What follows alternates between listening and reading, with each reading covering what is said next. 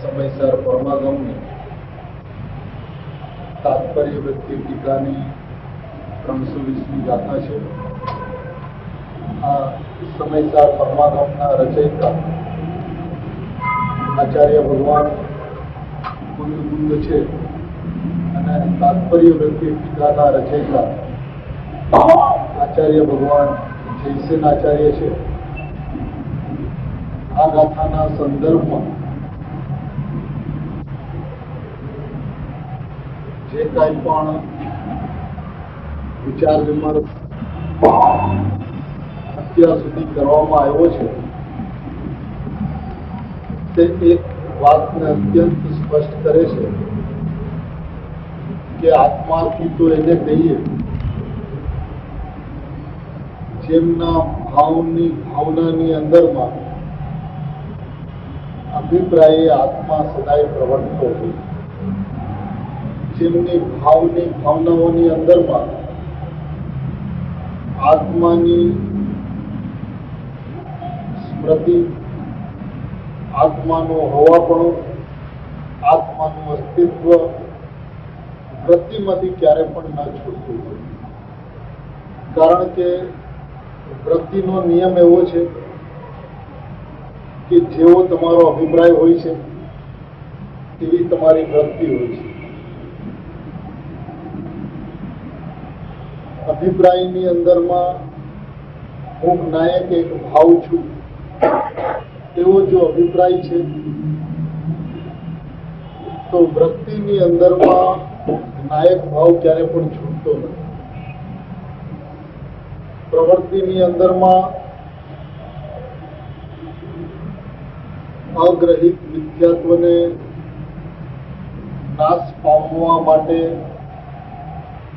નાયક છું એવો અભિપ્રાય નિરંતર હોવો અત્યંત આવશ્યક છે. અને એ પ્રવૃત્તિની અંદરમાં ગ્રહિત મિથ્યાત્વની પ્રવૃત્તિ કદાપી હોતી નથી. હું નાયક છું એવો અભિપ્રાય અગ્રહિત મિથ્યાત્વને સમાપ્ત કરવામાં કારણભૂત છે. અને હું નાયક છું એવા નિર્ણયની અંદરમાં ગ્રહિત મિથ્યાત્વની કોઈ પણ પ્રવૃત્તિઓ હોતી નથી. આ એની સાથેની એક સર્વપ્રથમ શરત છે. હવે છેલ્લા દિવસોની અંદરમાં આત્મા સંદર્ભમાં, આત્માની વ્યવસ્થા સંદર્ભમાં, એના જ્ઞાન શ્રદ્ધાના સંદર્ભમાં જે કંઈ પણ આપણે વિચાર કર્યો છે એને સંક્ષિપ્તમાં એક વખત દોહરાવીએ, એ વાતને વિશેષ સ્પષ્ટ કરીએ. કારણ કે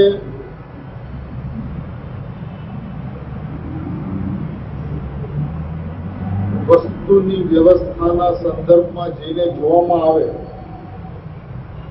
તો દ્રવ્ય સ્વયં પોતે સત્તા છે. જ્યારે દ્રવ્યને સત તરીકે જોવામાં આવે છે ત્યારે એ સત છે, અને દ્રવ્યને જ્યારે સત્તા તરીકે જોવામાં આવે છે ત્યારે એ સત્તા છે. હવે તમારો શબ્દ પ્રયોગ દ્રવ્યનો જ હોય પણ એને સત્તા તરીકે જોવામાં આવતી હોય તો એ સત નથી. બરાબર.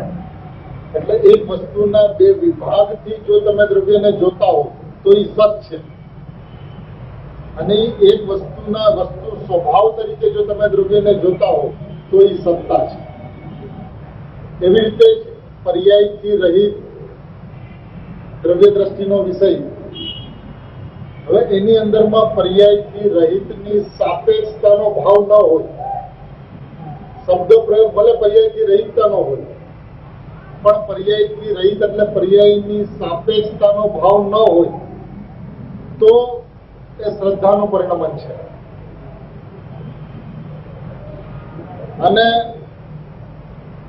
પર્યાયથી રહિત નાયક ભાવ છું એમ કહેવામાં આવતું હોય, અથવા તો નાયક ભાવ છું એમ કહેવામાં આવતો હોય અને પર્યાયથી રહિતતાની સાપેક્ષતા હોય તો એ શ્રદ્ધાનું પરિણમન નથી. એટલે શબ્દ પ્રયોગ શું છે એ મહત્વની વાત નથી, ભાવની અંદરમાં શું છે એ મહત્વની વાત છે. અને આની અંદરમાં એક મહત્વભૂત વાત એ છે કે જીવની મૂંઝવણ એ છે કે આત્માની અનુભૂતિ થઈ નથી. જ્ઞાનનું પરિણમન સતત નિરંતર ચાલુ છે, પરંતુ જ્ઞાન હજી જે રીતે પકડમાં આવવું જોઈએ એ રીતે પકડમાં આવતું નથી. મનથી દરેક પ્રવૃત્તિઓ થઈ રહી છે, ચાહે વિકલ્પની હોય ચાહે ધારણા જ્ઞાનની હોય. તો હવે મનનો સથવારો છૂટીને જ્ઞાનના સથવારે નાયકમાં કેવી રીતે જવાય? ખરેખર પોતે આત્મા છે, પોતે આત્મા છે અને એ આત્માનો સ્વભાવ જ્ઞાન છે. હવે એમણે જો ભેદના સથવારે ચાલવાનું ચાલુ કર્યું તો એને ખબર પડે છે ક્યારે આત્મામાંથી જ્ઞાનમાંથી છૂટીને મનમાં આવી ગયો. જ્યાં એ વિકલ્પના સથવારે, ભેદના સથવારે, પરના સથવારે ચાલવાનું શરૂ કરે છે તો એ આત્મામાંથી જ્ઞાન ને જ્ઞાનમાંથી પરમાં ક્યારે આવી ગયું, મનનું પરિણમન ક્યારે ચાલુ થઈ ગયું, પકડમાં આવે છે. જો એ અભેદના સથવારે ચાલવા માંડે, નાયકના સથવારે ચાલવા માંડે તો એ મન ક્યારે છૂટીને જ્ઞાનમાં ક્યારે આવીને નાયકમાં ક્યારે આવી જશે ખબર નહીં. એને વિકલ્પ કરવાની જરૂરત નથી, એ વિચાર કરવાની જરૂરત નથી કે મનમાંથી જ્ઞાનમાં કેવી રીતે જવાય. પ્રશ્ન એ છે કે અભેદના સથવારે કેટલો ચાલે છે. પ્રશ્ન એ છે કે વસ્તુના સથવારે કેટલો ચાલે છે. કારણ કે જયારે ભેદના સથવારે જયારે ચાલવાનું શરૂ કરે છે ત્યારે એને એ વિચાર નથી કર્યો કે આ ભેદના સથવારે હું આત્મામાંથી કેવી રીતે આવું છું. જયારે પર તરફ ચાલવાનું શરૂ કરે છે ત્યારે એ વિકલ્પ એને આવતો જ નથી કે હું આત્માના જ્ઞાનને કેવી રીતે મેં છોડ્યા. એ છોડ્યા નથી, છૂટી ગયા છે. અને એ જો જ્ઞાયકને સત્વરે જ્ઞાયકને લક્ષ્ય જ્ઞાયકના ભાવે પરિણમવાનું શરૂ કરે તો એ વિચાર કરવાની જરૂર નથી કે મનનું અવલંબન ક્યારે છૂટશે ને જ્ઞાયકમાં ક્યારે આવશે. એ સહજ વ્યવસ્થા છે. જેમ ભેદમાં ચાલે તો મનમાં આવવાની સહજ વ્યવસ્થા છે, અભેદમાં ચાલે તો જ્ઞાયકમાં આવવાની સહજ વ્યવસ્થા છે. એટલે આ ચિંતા કરવાની જરૂરત નથી કે ક્યારે મનનો સત્વરો છૂટીને જ્ઞાનને આધારે જ્ઞાયકમાં ક્યારે આવશે. તે વિકલ્પ કરવાની જરૂરત નથી. કારણ કે વસ્તુ વ્યવસ્થાની અંદરમાં એક વાત અત્યંત સ્પષ્ટ છે કે અભેદથી શુદ્ધ જ્ઞાન પરિણત જીવ. એનો અર્થ એ છે કે ભેદથી અશુદ્ધ જ્ઞાન પરિણત જીવ. જ્યાં ભેદ છે ત્યાં અશુદ્ધ જ્ઞાનથી પરિણત જીવ છે, અને જ્યાં અભેદ છે ત્યાં શુદ્ધ જ્ઞાન પરિણત જીવ છે. હવે પ્રશ્ન એ છે કે વસ્તુને ભેદથી જોવે છે કે વસ્તુને અભેદથી જોવે છે. જો એ ભેદથી જોવે છે તો એ અશુદ્ધ જ્ઞાન પરિણત જીવ છે, અને અભેદથી જોવે છે તો એ શુદ્ધ જ્ઞાન પરિણત જીવ છે. એટલે ન્યાય એને મૂંઝાવાની જરૂરત નથી.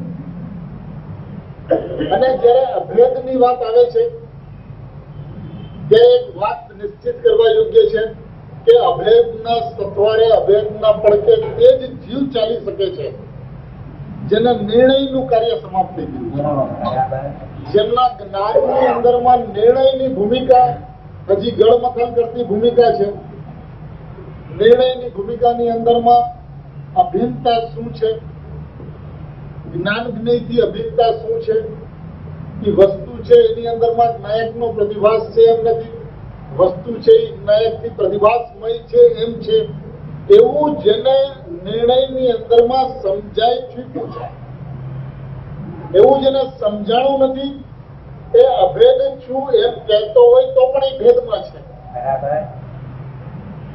અને એ નિર્ણય જેને થઈ ચૂક્યો છે એ કદાચ હું અભેદ જ્ઞાયક છું એમ ન કહેતો હોય, હું જ્ઞાન છું એમ કહેતો હોય તો પણ એ અભેદની અંદરમાં છે, જ્ઞાનની અંદરમાં નથી.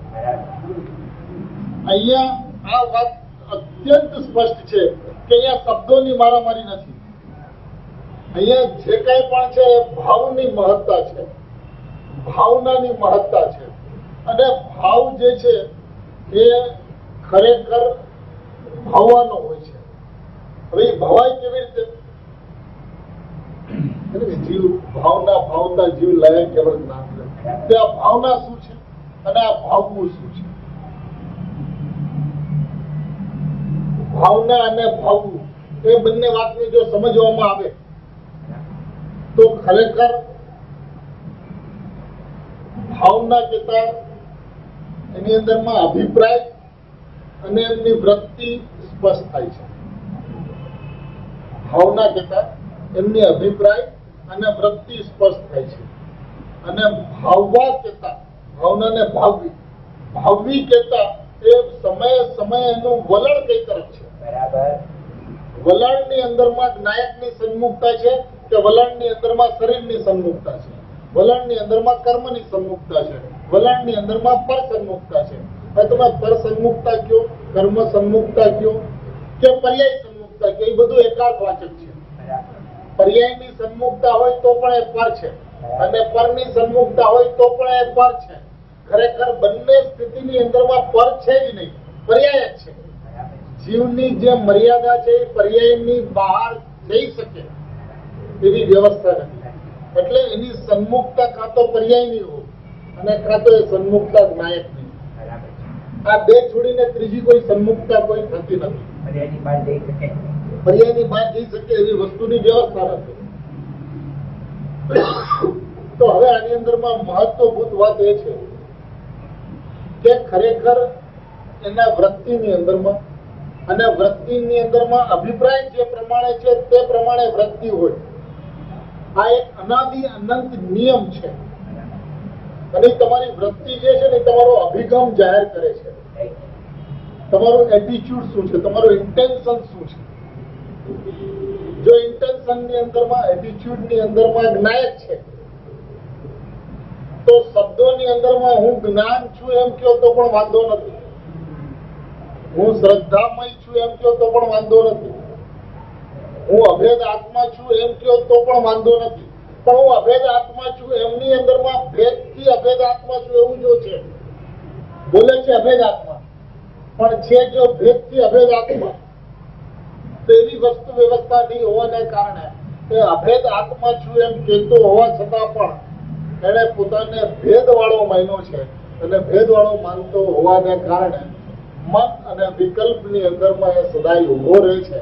એને જ્ઞાયકની સન્મુખતા થવાનો કોઈ અવસર નથી, જ્ઞાયકની સન્મુખતા થવાનો કોઈ અવકાશ નથી.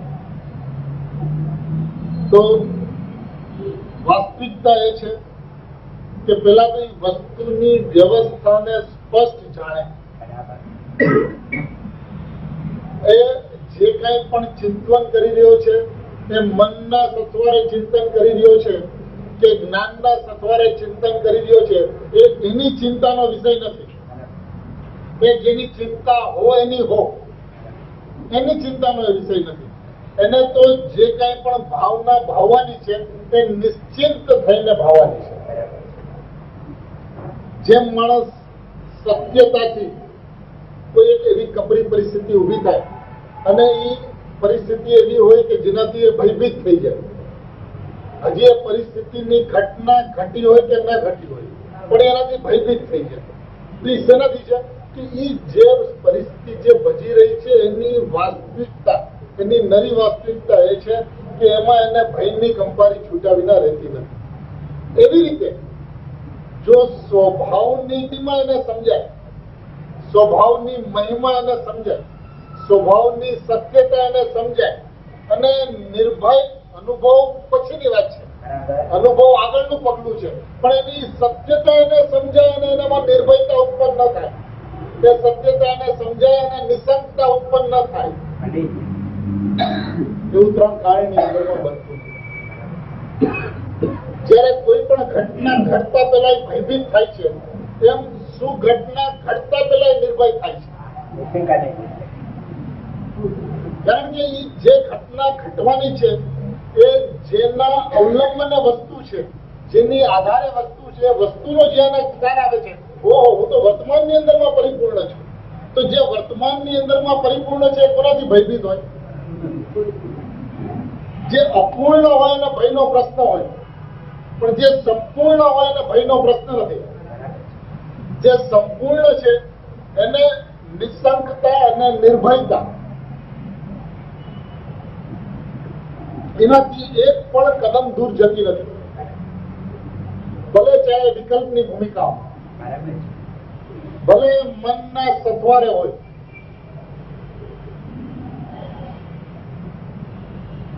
આ વાત નિશ્ચિત કરવા યોગ્ય છે કે જે સમયે જ્ઞાનનું અવલંબન છૂટ્યું અને મનનું અવલંબન થયું, તો એ જ્ઞાનનું અવલંબન છે કે મનનું અવલંબન છે એ નક્કી નથી કરી શકતું.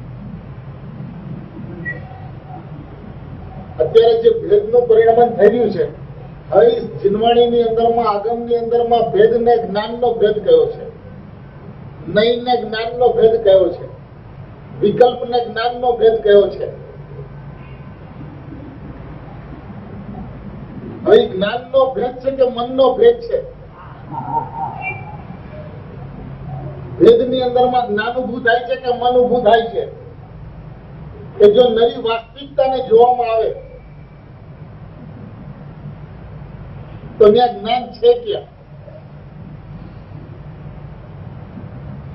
એ તો મનના સત્વરે પરિણમે છે. જ્ઞાનનો ભેદ છે એવી એને ભ્રાંતિ ઉત્પન્ન થાય છે, કારણ કે જ્ઞાનની અંદરમાં ભેદરૂપ પરિણમનની વ્યવસ્થા નથી. ભેદરૂપ પદાર્થના પ્રતિભાસની વ્યવસ્થા તો છે, પણ ભેદરૂપ પરિણમવાની વ્યવસ્થા નથી. ભેદરૂપ જે પદાર્થ જે છે એને પ્રતિભાસવાની વ્યવસ્થા તો જ્ઞાનની અંદરમાં છે, પણ ભેદરૂપ પરિણમવાની વ્યવસ્થા જ્ઞાનની અંદરમાં નથી.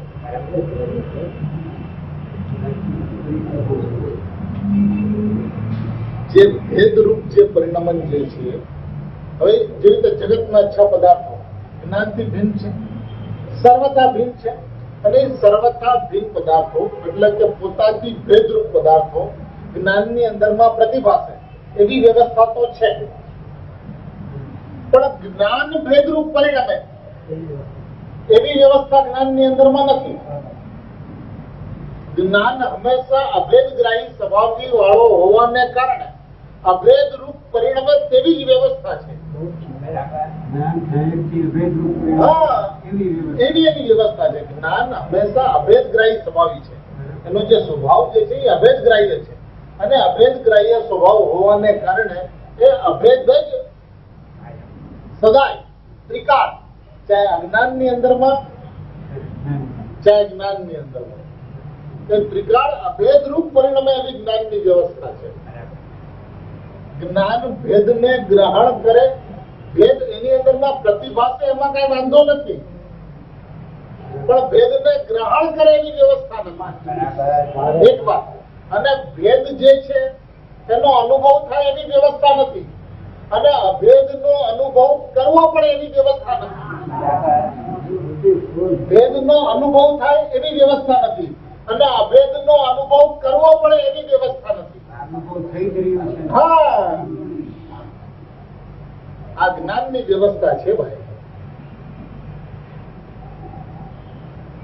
જો એને અભેદનો અનુભવ કરવો પડે તો એ જ્ઞાન નથી, અને ભેદનો જો અનુભવ થઈ જાય તો એ જ્ઞાન નથી.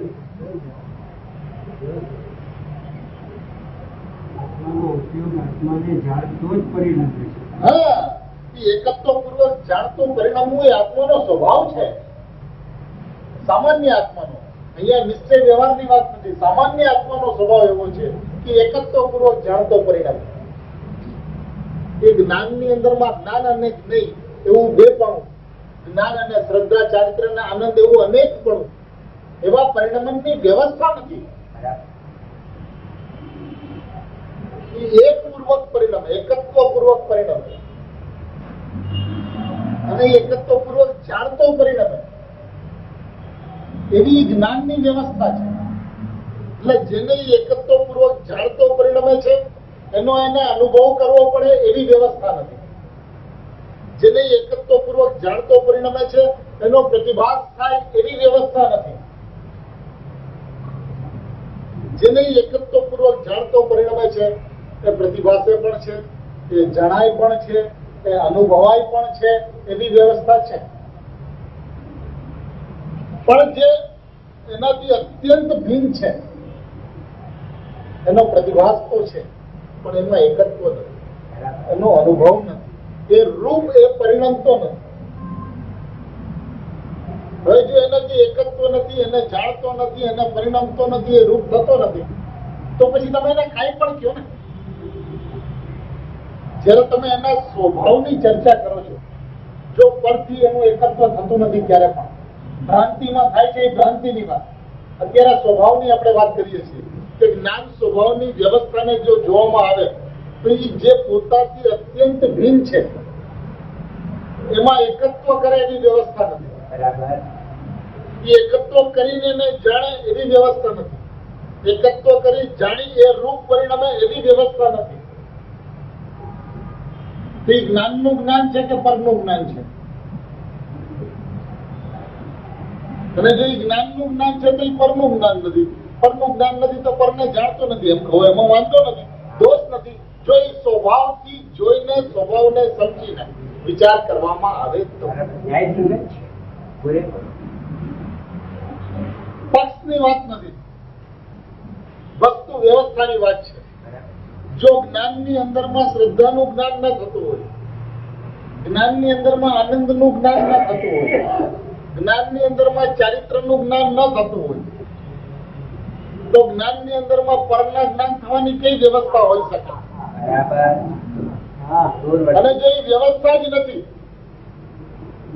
અને છતાં કેવું અસદભુત વ્યવહાર નીતિ કહો તો કહો, કઈ વાંધો નથી. ઉપચાર વ્યવહાર છે. ઉપચાર વ્યવહારથી કહો તેમાં કઈ વાંધો નથી. વ્યવસ્થાની અંદરમાં નથી. To be very precise. કારણ કે માર્ગની અંદરમાં ગમે ત્યાં તમે કદમ મૂકો અને માર્ગ તરફ તમે ચાલ્યા જાઓ એવું બનતું નથી. અને નિશ્ચિત પગદંડી છે. નિશ્ચિત પગદંડી એટલે એ માર્ગની ઉપર જ્ઞાનીઓ, શ્રાવકો, મુનિઓ, ઉપાધ્યાયો અને આચાર્યો ચાલ્યા છે. આચાર્યો, ઉપાધ્યાય અને મુનિઓ જ્યાં એમના કદમ પડ્યા છે ત્યાં જ્ઞાનીઓ કદમ મૂક્યા છે. અને એ કદમ એટલે કે પગદંડી કોને કહેવાય ખબર છે? જૂના જમાનાની અંદરમાં ધૂળિયા રસ્તા હતા. એ ધૂળિયા રસ્તાની અંદરમાં શું છે? જ્યાં તમારો પગ પડે ને ત્યાં પગની છાપ ઉપસી આવે. બસ હવે જ્યાં પગની છાપ ઉપસી છે ત્યાં તમારે પગ મૂકવાનો. તો જમણી બાજુ પણ કાંઈ નહીં દેખાય ને ડાબી બાજુ પણ કાંઈ નહીં દેખાય. એ સીધી પગદંડી ઉપર જ્યાં જ્યાં પગ પડ્યા છે ત્યાં તમારે પગ મૂકવાના છે.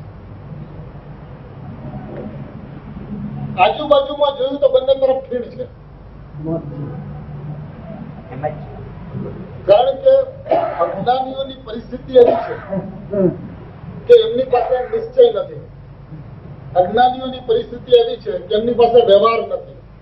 અજ્ઞાનીઓની પરિસ્થિતિ એવી છે કે એમની પાસે નિશ્ચયાભાસ નથી.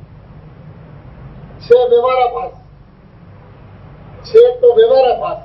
અને એ સમજે છે કે માર્ગને પ્રત્યે અમારી અર્પણતા છે, સમર્પણતા છે, સમજણ છે અને એ દિશાની અંદરમાં અમારા કદમ નિરંતર સતત ચાલી રહ્યા છે. પણ પર્યાયની યોગ્યતા નથી.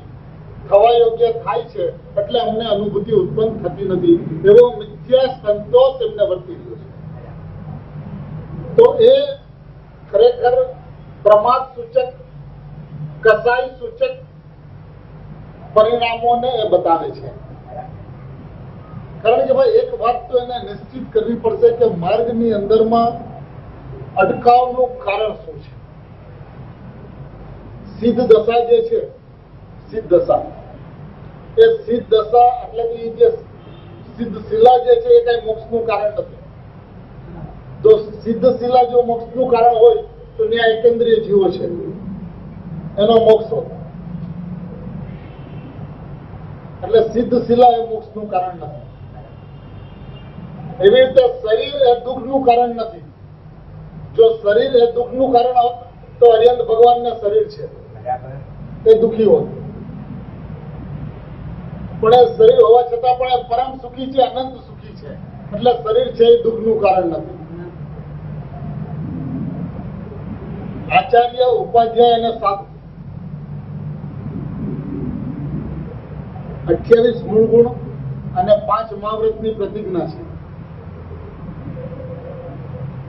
અને એવી ઉપયોગની વૃત્તિપૂર્વક પરિણમતા હોવા છતાં પણ હાલતા ચાલતા આત્માની અનુભૂતિમાં મસ્ત થઈ ગયા અને કોઈ જીવની હિંસા થઈ ગઈ તો એ દોષ એમને લાગતો નથી. બરાબર. તો હિંસા એ દુઃખનું કારણ નથી. બરાબર. જો સિદ્ધ દશા એ સુખનું કારણ નથી. સિદ્ધ લોક, અરિહંત દશા, શરીર એ દુઃખનું કારણ નથી. આચાર્ય, ઉપાધ્યાય અને સાધુની પ્રવૃત્તિ અને પ્રવૃત્તિની અંદરમાં અજાણતા થયેલી હિંસા એ પણ દુઃખનું કારણ નથી. જ્ઞાનીઓની ભોગરૂપ પ્રવૃત્તિ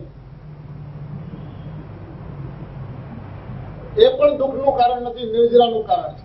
બરાબર. કોને દુઃખનું કારણ તમે કહેશો? કોને? ભોગ, હિંસા, શરીર અને મોક્ષ દશા, સિદ્ધ દશા, આ એક કોઈ દુઃખના કારણ નથી કે સુખના કારણ નથી. બરાબર. તો શું છે કે જેને કારણે એની આટલી વિશાળ સમજણ હોવા છતાં પણ, ગુરુદેવને કારણે આટલો માર્ગ સ્પષ્ટ થયો હોવા છતાં પણ બુદ્ધિની અંદરમાં અને સંયોગસમની અંદરમાં આટલો માર્ગ સમજાણો હોવા છતાં પણ એ વસ્તુ આત્મસાત નથી અને એની અંદરમાં જો કાંઈ પણ કારણ હો તો એ પોતાનો અભિપ્રાય છે. અભિપ્રાય જેવો છે એવી વૃત્તિ અને એવી પ્રવૃત્તિ છે. વિપરીતપણાની અંદર આ વિપરીતપણાની અંદરમાં અભિપ્રાય એવી વૃત્તિ છે, પ્રવૃત્તિ ભિન્નરૂપ પણ હોય. પણ વિપરીતતાની અંદરમાં તો બધું વિપરીત વિપરીત ને વિપરીત જ છે. તો આની અંદરમાં એક વાત અત્યંત મહત્વપૂર્ણ છે કે પેલા નક્કી કરે કે વસ્તુ વ્યવસ્થા શું છે.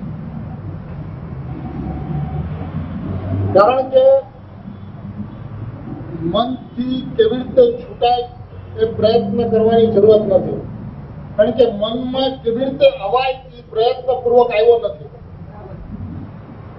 મનમાં આવવા માટે એણે પ્રયત્ન કર્યો છે, જ્ઞાનથી છૂટવા માટે એણે પ્રયત્ન કર્યો છે, સહજ જ્ઞાનથી છૂટ્યો છે અને સહજ મનમાં આવ્યો છે. તો સહજ મનથી છૂટી જશે અને સહજ જ્ઞાનમાં આવી જશે. ફક્ત આખો ફરક દિશાનો છે અને દિશાની વ્યવસ્થા શું છે એ પણ સમજવા યોગ્ય છે. નીલાંબરથી નીચે ઉતરે, ગ્રાન્ટ રોડ જવું હોય અને દાદર તરફ ચાલે તો ચાલવાની પ્રક્રિયા તો છે. હવે ચાલવાની પ્રક્રિયામાં એ જેટલા કદમ આગળ ચાલ્યો જાય દાદર તરફ, હવે એને ચાલવાનો શ્રમ તો પડે. કેટલો શ્રમ? તો કે જેટલો શ્રમ ગ્રાન્ટ રોડ જવા તરફ શ્રમ પડે એટલો જ શ્રમ દાદર તરફ જવા તરફ નો પડે. ચાલવાની પ્રક્રિયા સરખી છે. હવે અડધે સુધી ગયા પછી એને ખબર પડે કે મેં તો દિશા ઊંધી પકડી. તો હવે શું છે? એને અટકી જાય, દિશાને ફેરવે. હવે દિશા ફરતા દશા નથી ફરતી. દિશા ફરતા દશા નથી ફરતી. હવે જેટલું ઊંધો ચાલ્યો છે એટલું તો પાછો સીધો ચાલે સાચી દિશામાં. એટલે કે નીલાંબર સુધી પાછો આવે ત્યાં હજી ન્યુટ્રલ થયું અને પછી એક કદમ ગ્રાન્ટ રોડ તરફ એનો જે પડે છે એ દશાની સમ્મુખતા તો છે, દશાની સમ્મુખ સાચી દિશા હોવાને કારણે દશાની સન્મુખતા તો છે પણ દશા નથી. હવે એની તલપાપડતા દશા માટે છે પણ કિંમત હંમેશા દિશાની રહી છે. જેની દિશા સાચી છે એની દશા બંધાયેલી છે. ફક્ત એની અંદરમાં સાતત્ય હોવું જોઈએ, એની અંદરમાં નિરંતરતા હોવી જોઈએ, એની અંદરમાં ક્રમ કરીને એ અટકી જાય, બેસી જાય, જંપ વાળી લે એ ન હોવું જોઈએ. અને જ્યાં સુધી એ દશા ન આવે ત્યાં સુધી એ દશાની અપેક્ષા વિના જાય છે એ દશા માટે, પણ એ દશાની અપેક્ષા નથી. કારણ કે ન્યા તો એ ગ્રાન્ટ રોડ પહોંચે તો દશા આવી. હવે બીજી સ્થિતિને જોઈએ કે ગ્રાન્ટ રોડ સ્ટેશન ઉપર ઉભેલો જીવ એમ વિચારે છે કે હું દાદર સ્ટેશન ઉપર છું અને હવે મારે ગ્રાન્ટ રોડ જવું છે. તો એ શું કરે? આંખ બંધ કરે અને આંખ બંધ કરીને દાદરથી ચાલવાનું શરૂ કરે અને પછી એક સ્ટેશન ની ક્રોસ કરતો જાય. તમે કેટલા સ્ટેશન ક્રોસ કરે તો એ ગ્રાન્ટ રોડ પહોંચે.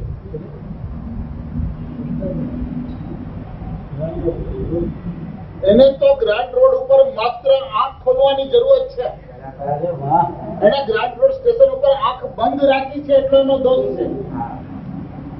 એ ગ્રાન્ટ રોડ ની ઉપર એ આંખ ખોલે એ એની નિર્દોષતા છે. જ્ઞાન જ્ઞાયક ની બહાર ગયું જ નથી. જ્ઞાન ની અંદરમાં રાગ થયો જ નથી. જ્ઞાન ની અંદરમાં મલિનતા આવી જ નથી. ફક્ત એને જ્ઞાન ચક્ષુને બંધ રાખ્યા છે. અને એ જ્ઞાન ચક્ષુને બંધ રાખીને એને માન્યું છે કે મેં રાગની અંદરમાં મારું પરિણમન થયું છે, રાગ રૂપ પરિણમન થયું છે, કર્મ રૂપ પરિણમન થયું છે, શરીર રૂપ પરિણમન થયું છે, જગત રૂપ પરિણમન થયું છે. આ બધું આંખ બંધ કરીને એની માત્ર કલ્પનાઓ છે. ત્યાં સુધી એ રાગ કર્મ કે શરીર સુધી જઈ શકે એવી એની વ્યવસ્થા નથી. જ્ઞાન સુધી જ રહેવાની એની વ્યવસ્થા છે. ત્યાં સુધી જવાની વાત તો દૂર, તે ભેદરૂપ પરિણમવાની વ્યવસ્થા પણ જ્ઞાનની નથી. આ રાગ છે એવા ભેદરૂપ પરિણમવાની વ્યવસ્થા પણ જ્ઞાનની નથી, મનની છે. તો જેમ રાગ પર છે મન પર છે, જેમ દાદરનો વિકલ્પ પર છે, ગ્રાન્ટ રોડ માટે દાદરનો વિચાર જેમ પર છે એમ ચંદની રોડનો વિકલ્પ પર છે. It is one and same. જેમ ચંદની રોડ પર છે એમ દાદર પર છે. જેમ પર્યાયનો ભેદ એ પર છે એમ શરીરો પર છે. બંનેની વચ્ચેનો આંતરો શું છે? જે જ્ઞાનની અંદરમાં ઉભો છે એને, એની આંખ બંધ છે એટલો એનો દોષ છે. એ આંખ ખોલે એટલી એની નિર્દોષતા છે. એને ચાલવાનું ક્યાંય જ નથી, જવાનું ક્યાંય જ નથી, આવવાનું ક્યાંય જ નથી. કરવાનું શું છે?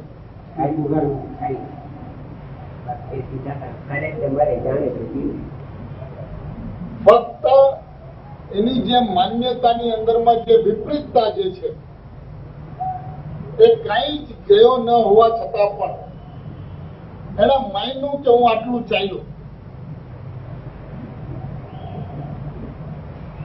એ ઊંધાઈ છે.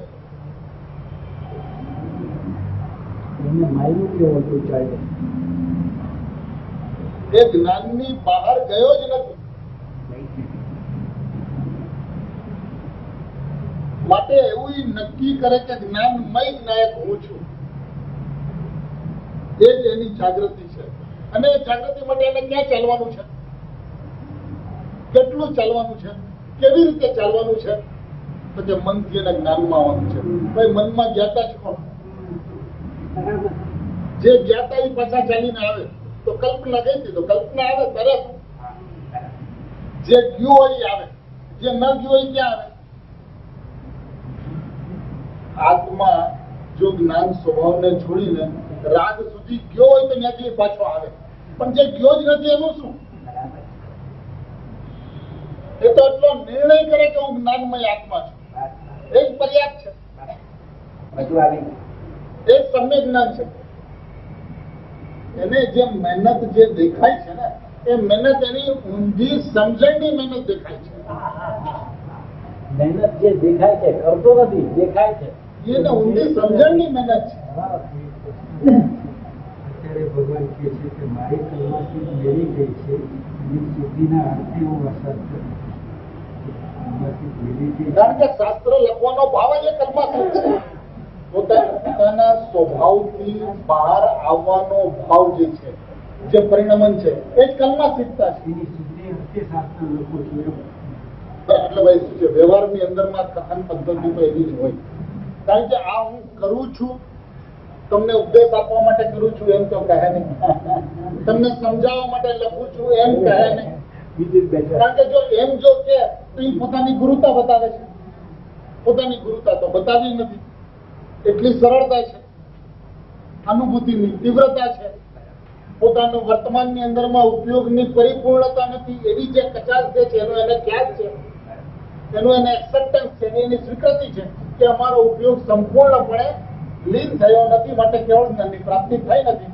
તો એ જેટલો પોતાનો દોષ છે એટલો દોષને જાણે છે અને સ્વીકારે છે. એનું નામ કલ્માસ.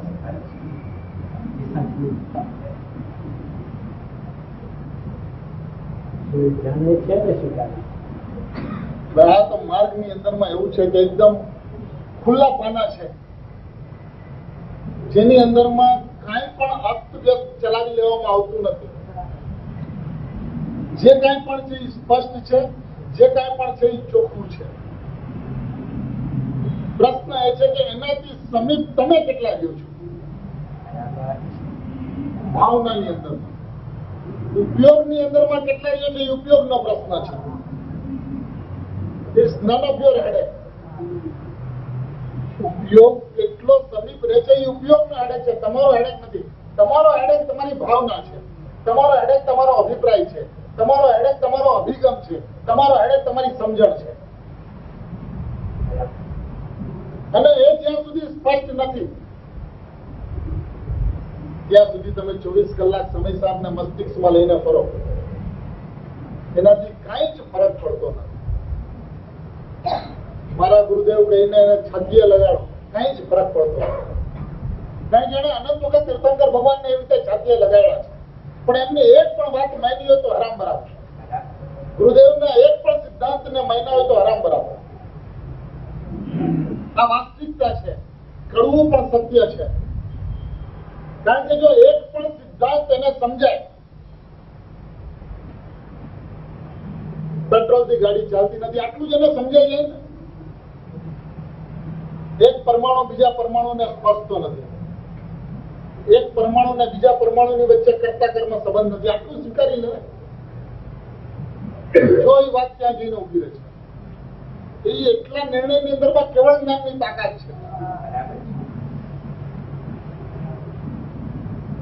ભાઈ તું ક્યાં રમે છે નાથ? એક વખત સરળ થઈ રહે, સહજતાથી વસ્તુ વ્યવસ્થા જેવી છે એનો સ્વીકાર કરતા તું આ જે પ્રવૃત્તિ કરી રહ્યો છે તને શોભા નથી દેતી, તારું અપજ છે.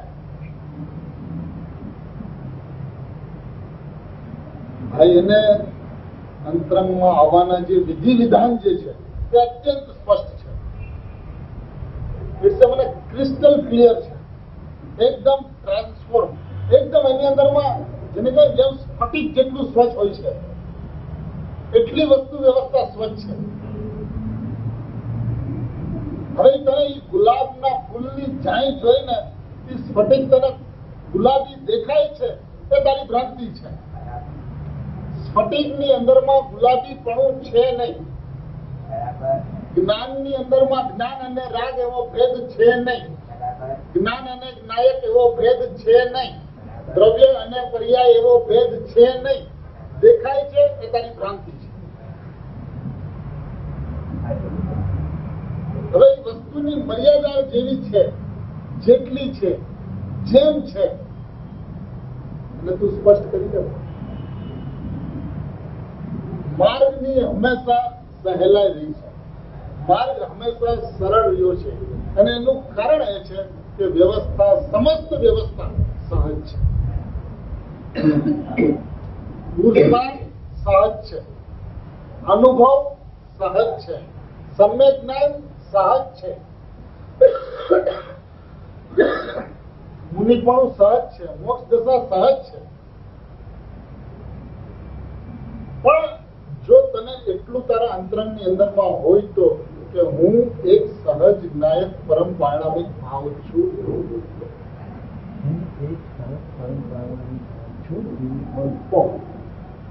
કારણ કે તને પરમ પારણામિક ભાવની અંદરમાં કંઈ કરવાનું દેખાતું હોય, તે સામાન્ય ઉપયોગને તો પરમ પારણામિક ભાવની સાથે મેળવતો હોય, ભેળવતો હોય અને એને તું અપરિણામી સમજતો હોય.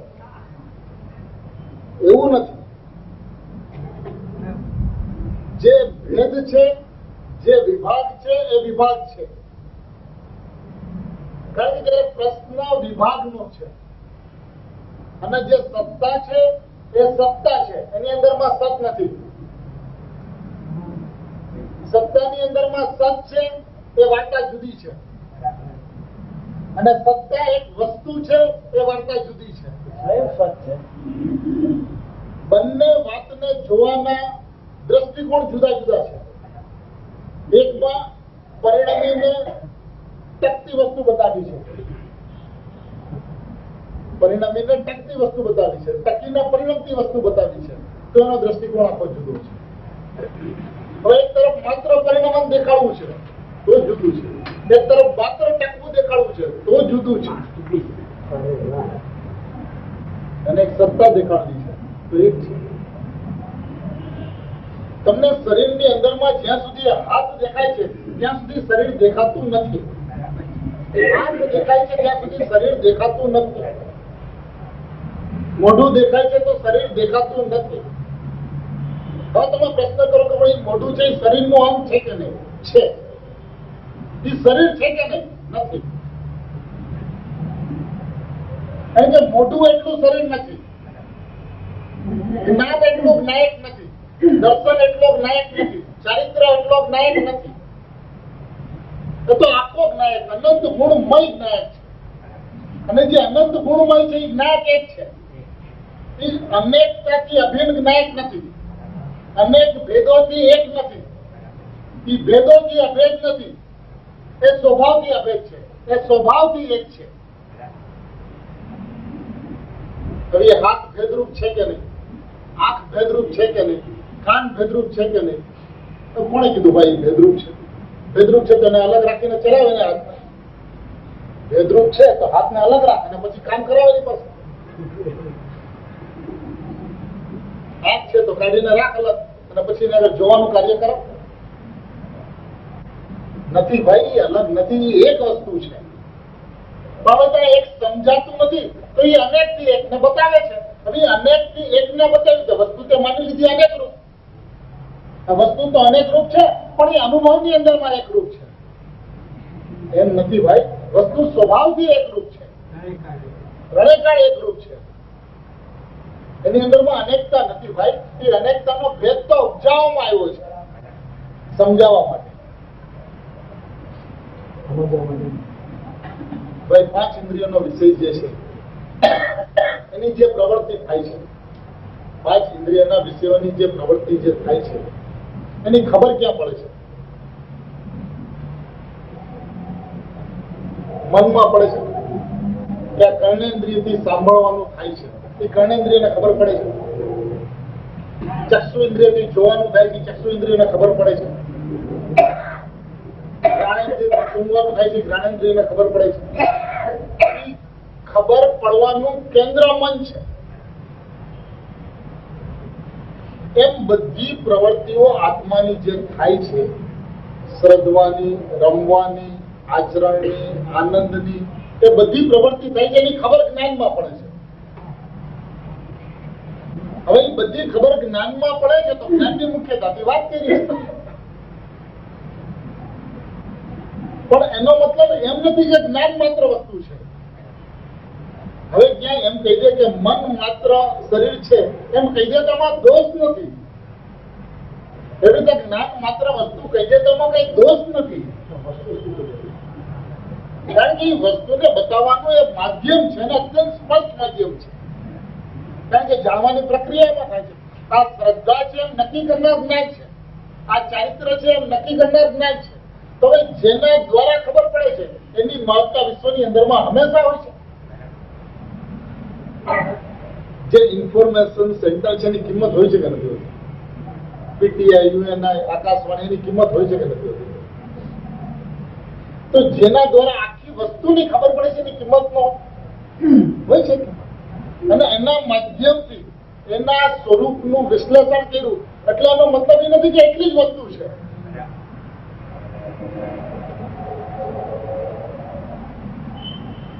જ્ઞાન હોય અને શ્રદ્ધા ન હોય તો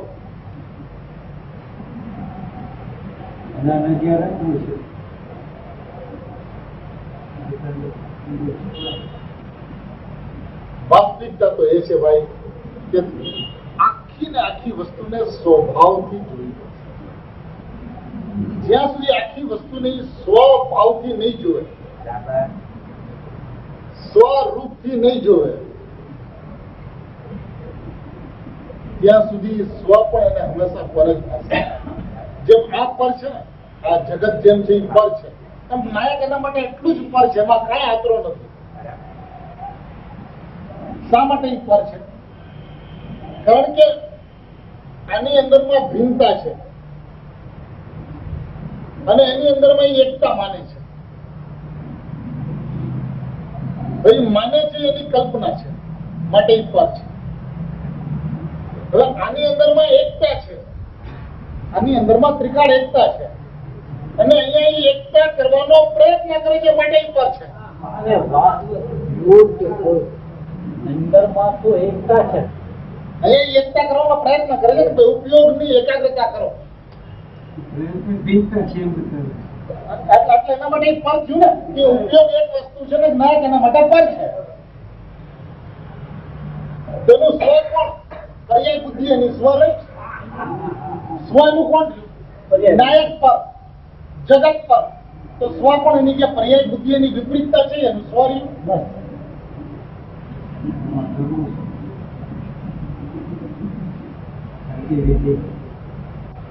અને વસ્તુનું સ્વરૂપ જેમ છે એમ જાણવું ભાઈ કે હું તો ખરેખર જ્ઞાનથી અભિન્ન નાયક છું. હું અભિન્ન નાયક છું, અભેદ નાયક છું. એક વસ્તુ માત્ર હું છું. જ્ઞાનમય છું, અનંત ગુણમય છું. અભેદ મારામાં ભેદની વ્યવસ્થા નથી. અનુભવ કરવો નથી, અનુભવ થાય છે. વર્તમાનમાં અનુભવ થાય છે તો અનુભવ કરવો માટે હું આ કરતા છું. આત્મા જણાય છે, આત્માને જાણવો નથી માટે હું જ્ઞાતા છું. અને જે આત્માનો અનુભવ થાય છે, જે આત્માનો અનુભવ થાય છે એ અનુભવ થાય છે એનો અનુભવ કરવાનો ન હોવાને કારણે, અકર્તા હોવાને કારણે હવે આ તો પર્યાયની વાત આ કરતા ભોગતાની. તો પર્યાયની વાત કરતા ભોગતાની. અનુભવ ક્યાં થાય છે? પર્યાય. એ પર્યાય છે જે હું આ કરતા ને આ ભોગતા છું. બરાબર. જે ખરેખર ત્રિકાળ આ કરતા ને આ ભોગતા છે, એ કેવું?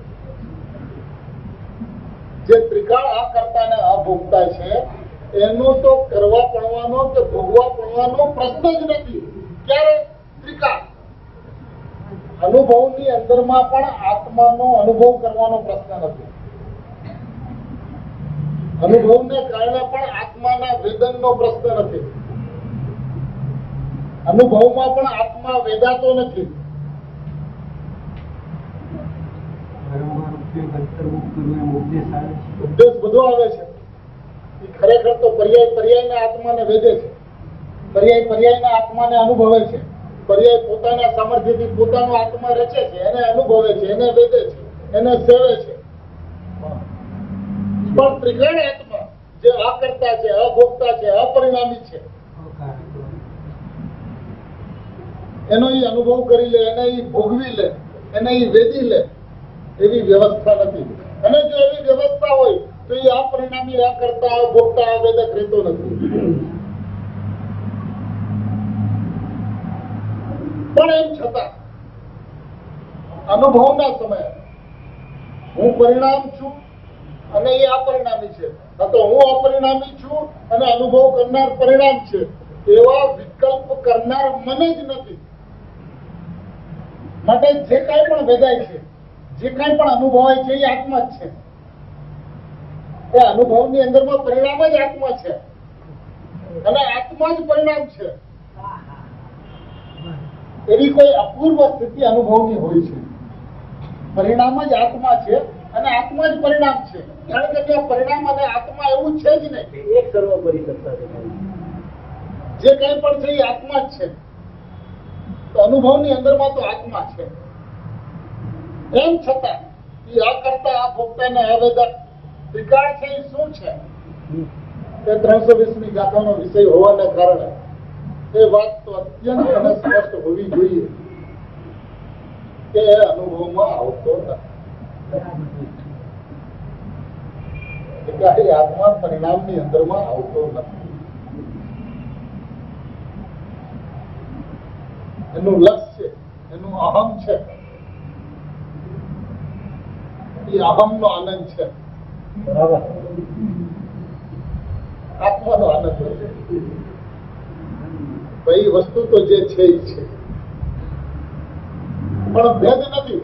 તો એ આનંદ છે, એ આત્માનો આનંદ છે.